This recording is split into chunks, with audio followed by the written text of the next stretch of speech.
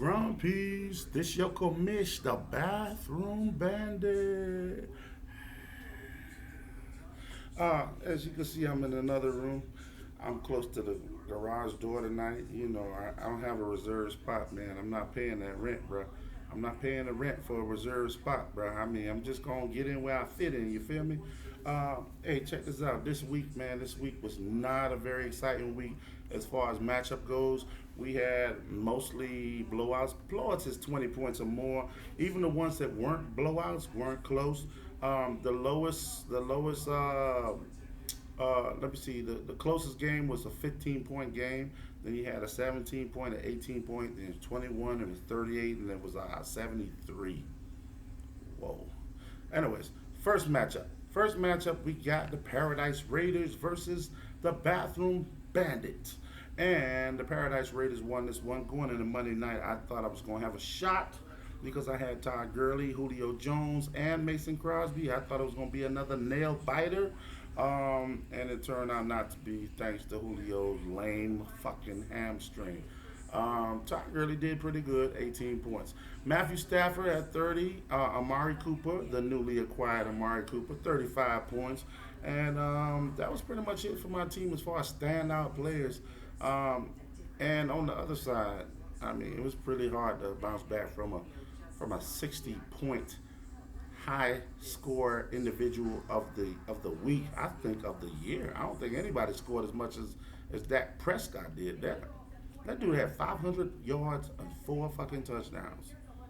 If it wasn't for the interception and lost fumble, he would have had even more than that. Anyways, that was too much for me to come back from, along with CeeDee Lamb's 25 points. So Paradise Raiders, you improved to 3-1, and the Bathroom Bandit starts the season off 1-3. Wow.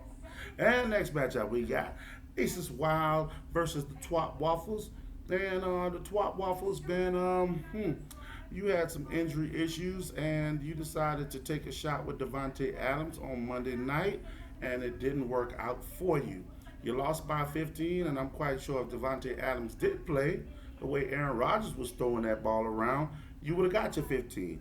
But because he didn't, you got 0. And that was definitely the difference in this matchup. For Aces Wild, you had LJ, which is Lamar Jackson, 30 points. And Devontae Parker gave you 23. And, welcome back, George Kittle, 43 points. Even your kicker gave you 20 points. That's what kind of week you had. As for Twop Waffles, I mean, Will Fuller, Allen Robinson, Mark Andrews all gave him 20 or better. But like I said, you cannot get points from a guy that doesn't play. So, hey, I would have gave you 22 points for the Matt Ryan block, but that ain't real legal and shit. So, couldn't do it, buddy. Aces Wild, you improved to 2-2. You said it too. You said at work. You said I'm gonna win 2 in a row this week. You said it, and you did it. And Twat Waffles, you dropped to 2-2. Next matchup: Wu-Tang Clan versus Belichick's Hoodies. And I usually sing the songs. Wu-Tang Clan ain't nothing to. But this week, Belichick's Hoodie said, I'm gonna fuck with him. I'm gonna show him what I'm working with. I'm gonna show him what the Belichick's Hoodies is all about. Now, mind you, the Belichick's Hoodie scored 138 points. Okay. Wu-Tang Clan had the lowest score of the week.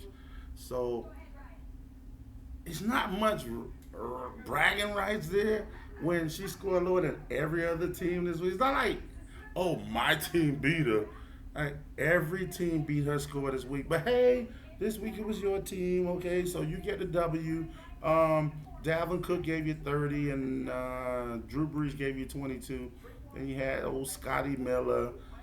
Hurt himself again in the game. Got you 19 points. And that was pretty much it. As for Wu-Tang Clan, Josh Allen continuing his streak of excellence, 32 points.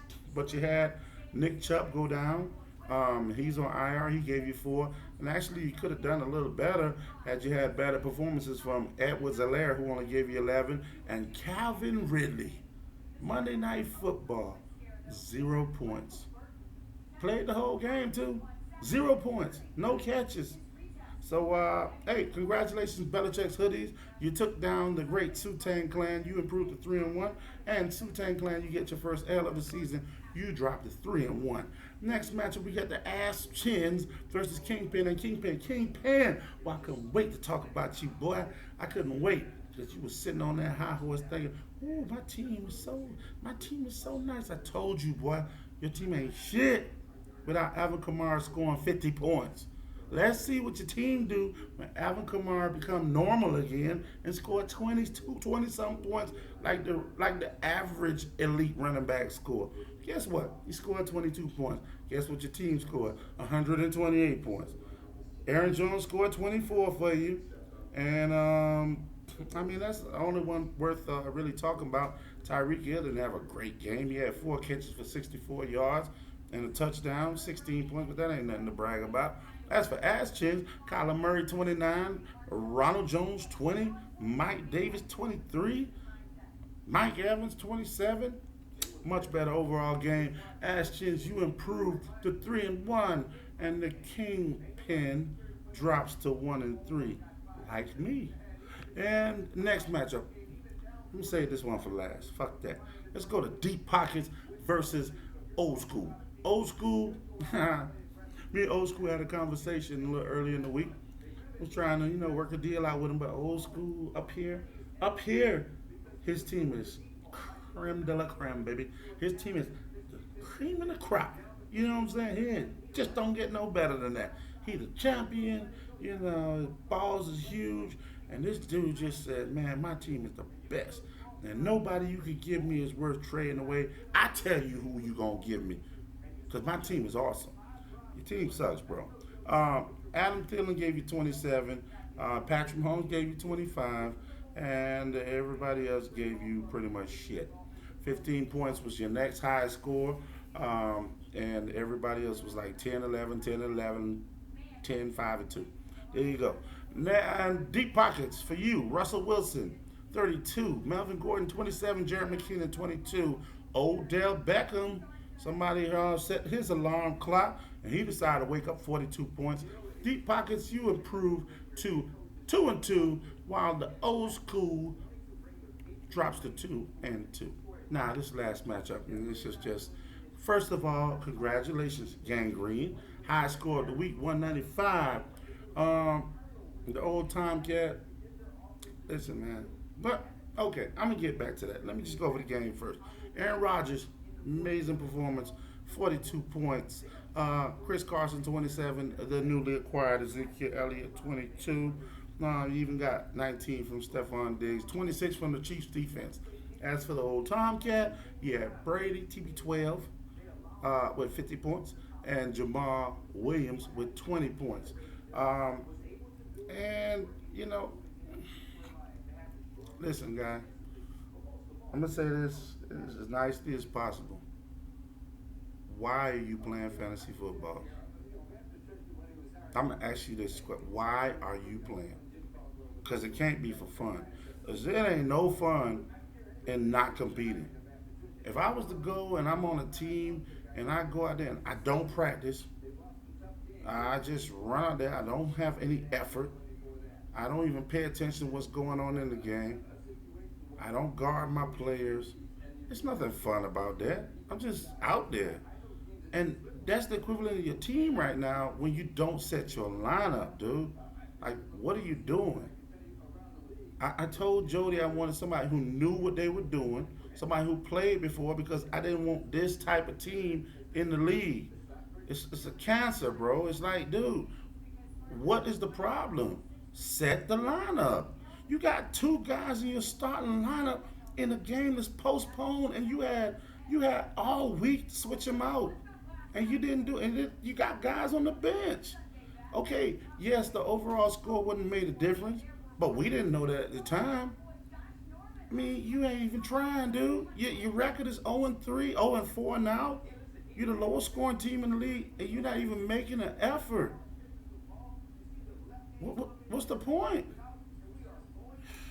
It's disappointing, man. Anyways, hey, Chris, Gangrene, you improved to 2-2. Old Tomcat, 0-4. Hey, look, we made it through the week. It was a scary week. Thought that COVID was going to take over. And fortunately, they got it under control. They found out the guys who had it, they quarantined them, and life in the NFL goes on. Hopefully it doesn't get any worse than this. Hopefully they keep this train going. So I'll be back next week.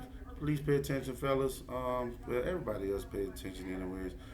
You know, I'll keep you updated. I'm quite sure most of you keep yourselves updated, anyways, with any major news that's going on in the NFL. If not, you hear from me too. So hey, man, good luck to everybody next week. And the Bathroom Banners will be back with the Week 5 recap. Peace.